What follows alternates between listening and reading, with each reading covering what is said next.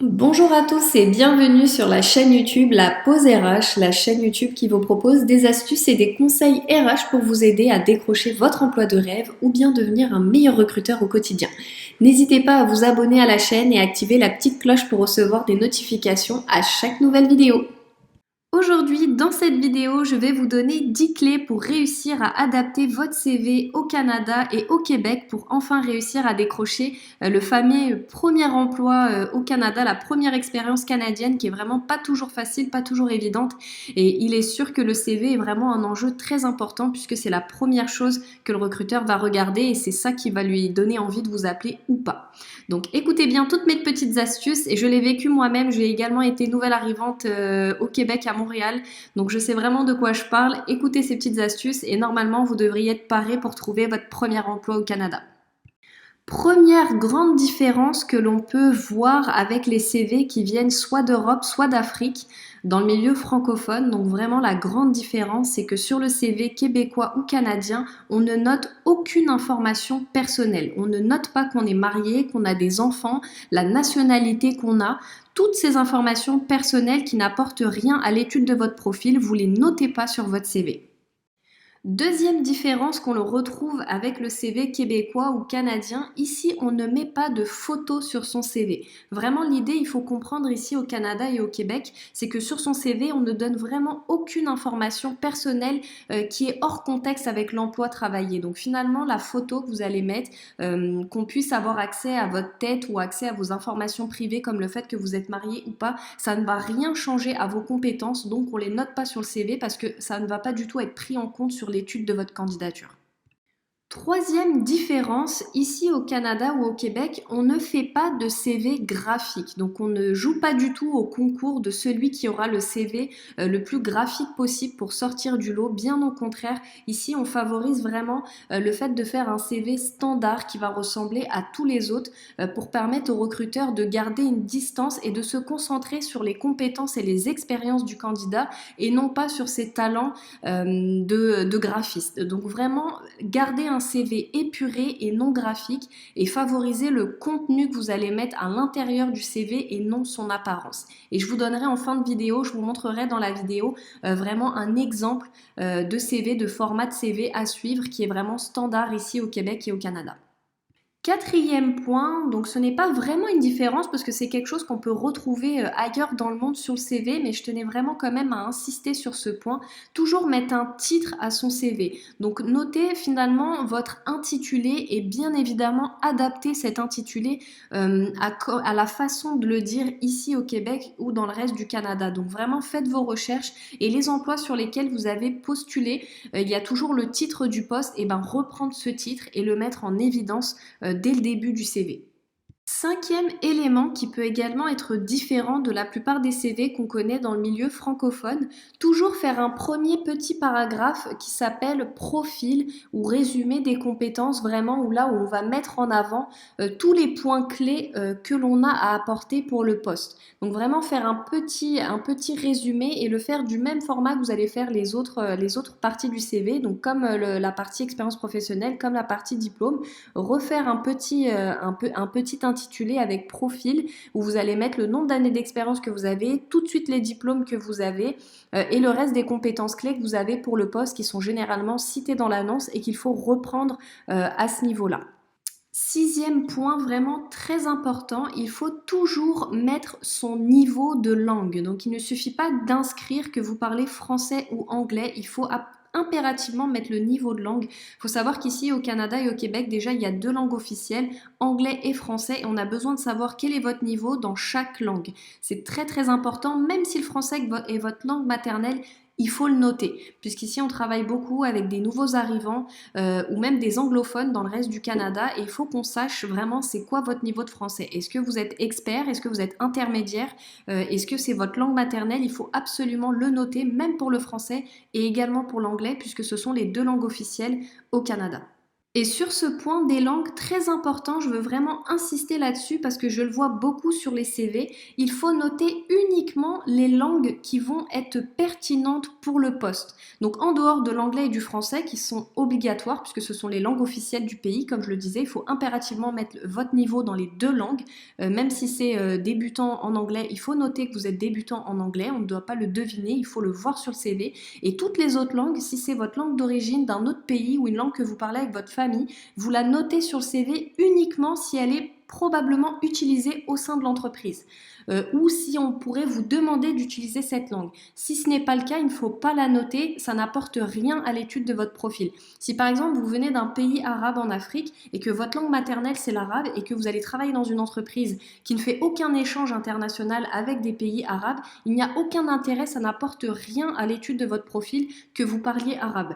Si les deux langues qui vont être utilisées, c'est uniquement le français et l'anglais. Donc vraiment faire attention à ça, uniquement mettre les niveaux de langue pertinents pour le poste et toujours français, toujours anglais, deux langues officielles du pays.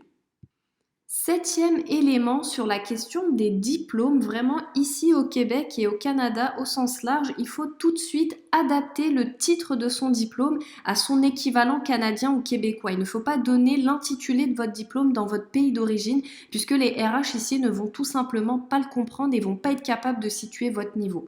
Donc deux solutions, soit vous avez effectué une évaluation comparative des études ici au Québec et vous savez tout de suite avec certitude quel est l'équivalent québécois et vous notez donc cet équivalent et vous pouvez même ajouter une note en disant que vous avez effectué l'évaluation comparative au Québec et mettre l'année, donc comme ça vous certifiez au recruteur que vous avez telle équivalence de diplôme au Québec.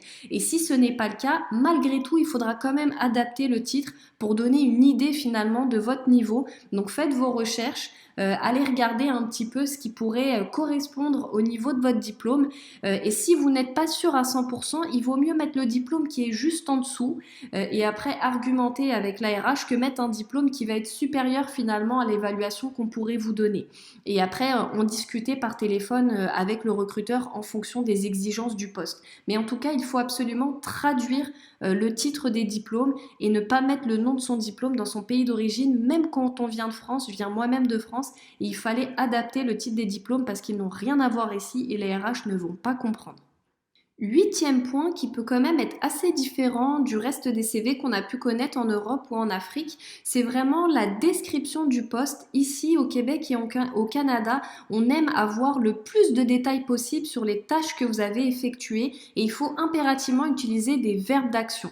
Donc quand vous mettez vos petits bullet points pour décrire l'emploi que vous avez effectué, il faut vraiment mettre le plus de détails possible en commençant par des verbes d'action et surtout réintégrer les outils et les compétences clés que vous avez notées dans la partie profil résumé. Comme je le disais en cinquième point, vous allez faire cette petite partie profil résumé des compétences, réintégrer ces points clés que vous avez mis dans cette partie dans la description du poste pour tout de suite qu'on comprenne que tel élément vous l'avez utilisé lors de telle expérience. C'est vraiment très très important de donner le maximum de détails et de pas simplement faire un résumé des objectifs qu'on vous a demandé, vraiment de mettre les détails, comment vous avez effectué les tâches, avec quel outil. C'est très important.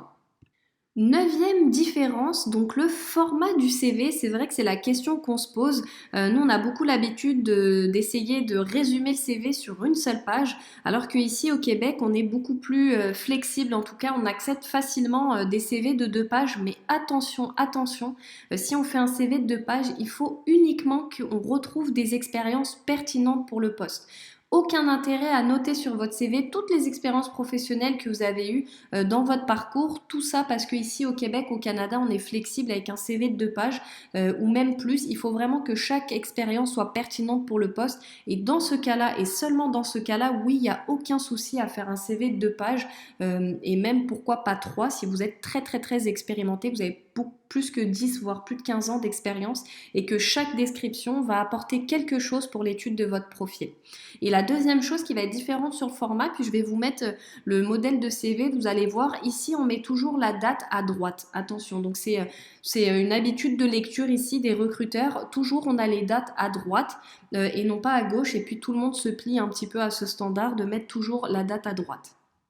10e et dernier conseil qui va être un peu plus général, un peu plus large vraiment et qui peut être aussi être appliqué ailleurs dans d'autres pays, mais en tout cas très très important ici, dans un CV, de toujours vérifier que chaque information qui est mise dans le CV est pertinente pour l'emploi. C'est vraiment très important. Ici, il n'y a pas de superflu dans le CV. Si vous mettez une ligne, comme je le disais, pour la langue, peu importe tout ce que vous allez mettre sur votre CV, il faut que ça apporte quelque chose à l'emploi. Vraiment très très important. Ne pas mettre de superflu, ne pas rajouter des lignes juste pour combler les trous, combler les blancs du CV. Non, vraiment, il faut que chaque élément apporte quelque chose à votre candidature, que chaque élément prouve que c'est vous qu'il faut appeler pour ce poste-là. Chose promis, chose due. Donc merci beaucoup pour l'écoute de cette vidéo. Donc voilà, je vous présente le modèle standard du CV ici au Canada, au Québec, que vous pourrez vraiment réutiliser pour adapter le vôtre. C'est le CV qui est utilisé par tous ici. C'est l'habitude également de lecture que les recruteurs ont. Donc ça va vraiment faciliter la lecture de votre CV une fois que vous allez l'adapter sous ce format-là. C'est très important. Et ça va aussi finalement le détacher, le rendre neutre et le rendre adapté au marché québécois, au marché canadien. Donc vraiment très important de faire un CV sous ce format-là et oublier tous les autres formats que vous avez pu connaître ailleurs dans votre pays d'origine. Ça va vraiment vous aider et ça va un petit peu mettre de côté la difficulté qu'on a, le premier pas qu'on a de trouver sa fameuse première expérience canadienne. Ça va vraiment vous aider et appliquer les 10 petits conseils que je viens de vous donner sur la vidéo et vous devriez avoir une chance, on devrait vous appeler et après à vous de faire le reste en entretien téléphonique et en entretien d'embauche. D'autres conseils sont à venir sur les vidéos précédentes et également sur de prochaines vidéos. Si cette vidéo vous a plu, n'hésitez pas à la liker, commenter et surtout partager pour que d'autres personnes également puissent bénéficier de ces précieux conseils. Et comme je vous le disais, je suis passée par là, je sais que c'est difficile, mais vous inquiétez pas, tenez bon, adaptez votre CV au marché de l'emploi ici au Canada et au Québec et il n'y a pas de problème. Vous allez trouver votre premier poste, votre première expérience. Vraiment ici, vous allez voir, le marché de l'emploi est quand même assez ouvert, il n'y a pas de problème. Je suis moi-même issue d'une minorité visible et je viens de France et j'ai pas eu de problème pour m'intégrer sur le marché du travail ici malgré mes différences. Donc vraiment juste adapter le CV et vous inquiétez pas, vous allez trouver un emploi rapidement. Donc n'hésitez pas à vous abonner à la chaîne et on se retrouve à bientôt pour une prochaine petite pause RH.